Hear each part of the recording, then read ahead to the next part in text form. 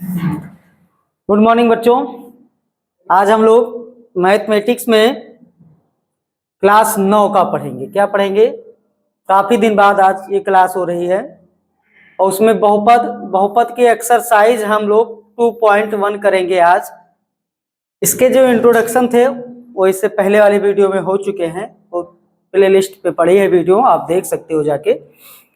आज हम इसकी एक्सरसाइज करेंगे। एक्सरसाइज में पहला ही क्वेश्चन है कि निम्नलिखित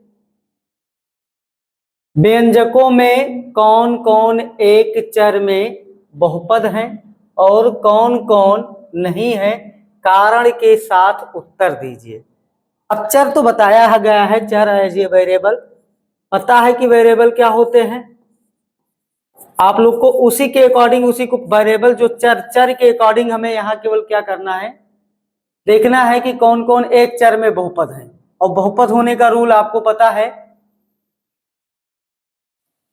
कि बहुपद क्या, कि ऐसा भी कोई भी चर हो जिसकी जो पावर हो एक होल नंबर हो। क्या हो? होल नंबर या नेचुरल नंबर भी कह सकते हो, तो वो बहुपद होगा। अर्थात वो पावर हमारी क्या होनी चाहिए?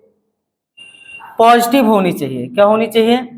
पॉजिटिव होनी चाहिए और एक पूर्ण वैल्यू होनी चाहिए। अभी नहीं कि कहीं -1/2 भी लिखा हो पावर में या 1.2 लिखा हो। तो अगर ऐसे चर पे अगर ये पावर लिखी है तो वो आपका बहुपद नहीं होगा। तो यहाँ पर जैसे इसमें हमें देखना है कि ये बहुपद है, तो देखो यहाँ चर अगर देखा जाए फर्स्ट नंबर में, तो यहाँ जो चर है वो चर आपका क्या है? यक्स है। चर क्या है? यक्स है। और यहाँ देखो जो चर है इसकी जो पावर है, यहाँ पर भी एक पावर है और यहाँ कितना पावर है? 2 पावर है। दोनों जगह पावर इसकी पॉजिटिव है। अर्थात ये हमारा पहला जो है ये बहुपद है। पहला नंबर क्या है आपका? बहुपद है। हमें यही केवल अभी यहाँ पर बहुपद है और कितने चर में? एक चर में। पहला नंबर आपका बहुपद है कितने चर में? एक चर में। कितने? एक चर में। ठीक। अब चर देखो यही, अगर यहाँ x है यहाँ y होता तो 2 चर हो जाते, तो बहुपद होता, लेकिन कितने चर में? 2 चर में। तो आशा करते हैं समझ में आ रहा होगा। इसी तरह सेकंड वाले में भी आप देखोगे, जैसे इसमें प्रोसेस, यहाँ भी y जो है चर। अब इस चर y जो यहाँ पे है, चर क्या है? y है। और y की जो पावर है देखिए आप, एक प्राकृतिक संख्या है 2। 2 ना, 2 प्राकृतिक संख्या ही तो है। अभी प्राकृतिक संख्या, पूर्ण संख्या, पूर्णांक, ये सब वीडियो पहले ही आपके प्ले लिस्ट पे मिल जाएगी, उस पे देख सकते हो कि क्या होती है प्राकृतिक संख्या। तो यहाँ y की जो पावर है वो क्या है? 2 है। 2 है, अर्थात यहाँ जो चर है ये y है, तो ये भी क्या आपका बहुपद है। कितने चर में? एक चर में। तो सिंपल यही है कि बहुपद है, बहुपद है एक चर में। कितने चर में? एक चर में। सिंपल। यहां देखिएगा, यहां √t लिखा है। क्या लिखा है? √t लिखा है। अर्थात t, अंडर का मतलब क्या? देखो √t जो लिखा है आप यहां से समझ लीजिए,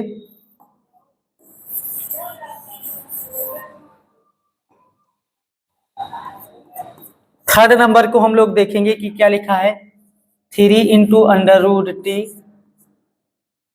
प्लस t × √2। यहां तो देखो t जो है यहाँ तो पावर 1 है, पॉजिटिव है। पॉजिटिव है यानी कि धनात्मक वैल्यू है, अर्थात प्राकृतिक संख्या है। लेकिन यहां से पावर अगर हम निकाला जाए पहले टर्म में, कितने टर्म हुए? एक टर्म ये हुआ और एक ये 2 टर्म हुआ। पहले टर्म में तो 3 × ये क्या बनेगा? t का पावर बनेगा 1/2। 1/2 क्या बनेगा? t का पावर 1/2 प्लस ये यही लिखा है √2 × t। √2 × t ये लिखा है, सही है। तो यहाँ देखो t की जो पावर है ये होल नंबर नहीं, अर्थात एक आप कह सकते हो एक पूर्ण वैल्यू नहीं है, अर्थात ये है बहुपद नहीं है। अर्थात ये बहुपद नहीं है। तो आप यहाँ लिखेंगे कि बहुपद नहीं है।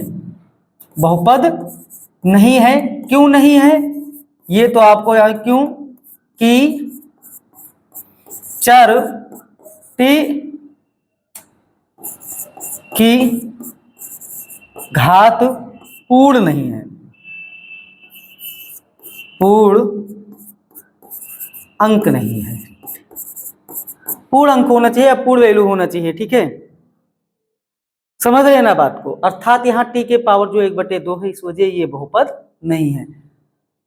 4 नंबर हम देखेंगे। 4 नंबर क्या लिखा है, y plus 2/y, y plus 2/y।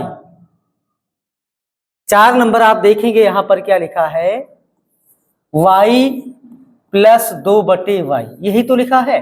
अब ध्यान दीजिएगा, यहां देखो तो यहां y प्लस 2/y की पावर क्या है, ये नीचे जो है y का पावर ये 1 है ना, ये ऊपर जाएगा तो ये क्या हो जाएगा 2 इंटू वाई के पावर क्या -1, क्या हो जाएगा 2 इंटू वाई के पावर -1। यहाँ पावर जब ऊपर ले जाओगे तो क्या हो जाएगा -1। यहां से तो देखना होता तो ये बहुपद है, लेकिन यहाँ देखो दूसरे टर्म में y की पावर क्या मिल गई, माइनस मिल गई, y की पावर क्या मिल गई, माइनस मिल गई। अतः ये बहुपद नहीं है, क्योंकि यहाँ चर जो y की पावर क्या है वो धनात्मक नहीं है। अतः बहुपद नहीं है, क्योंकि चर y की घात क्या है, ऋणात्मक है।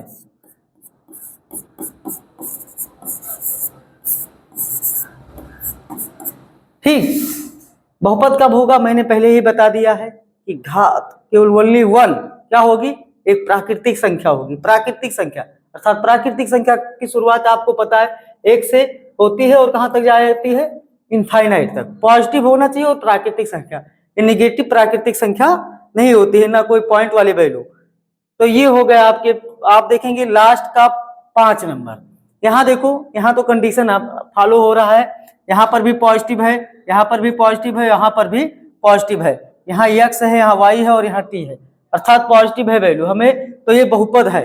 क्या है, ये बहुपद है x y t। 5 नंबर में आपके पास लिखा है यह x के पावर 10 प्लस y के पावर 3 प्लस t के पावर 50, यही तो लिखा है।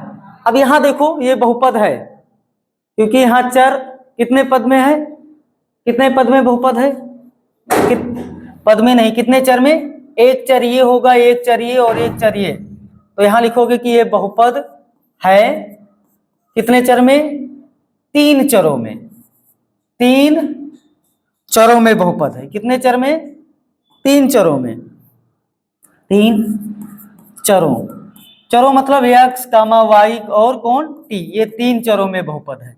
बहुपद है कितने चर में, 3 चरों में। कौन कौन से इसमें चर हैं, एक x है, एक y है और एक t है।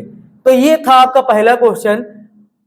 अब हम लोग देखेंगे दूसरे नंबर वाले क्वेश्चन को। क्या है कि निम्नलिखित में प्रत्येक में x स्क्वायर का गुणांक लिखिए। किसका गुणांक लिखना है, x स्क्वायर का गुणांक हमें लिखना है, अर्थात जो x स्क्वायर में गुणा किया हो। गुणांक अर्थात इंग्लिश में इसको क्या कहते हैं, कोफिशिएंट।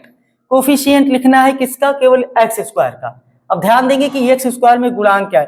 पहले वाले में हम फट से देखेंगे, यहाँ एक्स स्क्वायर देखो दिखने से लग रहा होगा क्या है, अब एक्स स्क्वायर में गुणा क्या किया है, दिख नहीं रहा है कुछ। तो यहाँ पर देखो सिंपल है कि जहां कुछ नहीं दिखेगा, जहां कुछ नहीं दिखेगा वहां 1 होगा। क्या होगा, 1 होगा। तो यहाँ एक्स स्क्वायर का जो गुणांक होगा वो कितना होगा, एक्स स्क्वायर का जो गुणांक है वो केवल 1 है, +1। ठीक, दूसरे वाले में कह सकते हो यहाँ एक्स स्क्वायर का गुणांक, यहाँ एक्स स्क्वायर का गुणांक, यहाँ देखो यहाँ पर भी कुछ नहीं है लेकिन वैल्यू माइनस है तो यहाँ -1 हो जाएगा। यहाँ पर तीसरे में देख लो आप, यहाँ एक्स स्क्वायर का गुणांक, एक्स स्क्वायर का गुणांक यहाँ क्या है, एक्स स्क्वायर का गुणांक π/2, π/2 यही हो जाएगा, π/2। हमें केवल लिखना था एक्स स्क्वायर का गुणांक। इसी में पहले मैं एक्स का पूछ लेता तो यहाँ भी एक्स का गुणांक कितना है, 1 है। यहाँ एक्स तो है नहीं, तो यहाँ अगर निकालना होता तो एक्स का गुणांक कितना हो जाता, 0 हो जाता। यहाँ पर भी 1 है, तो सिंपल जो पूछा उतना ही केवल बताएंगे हम लोग।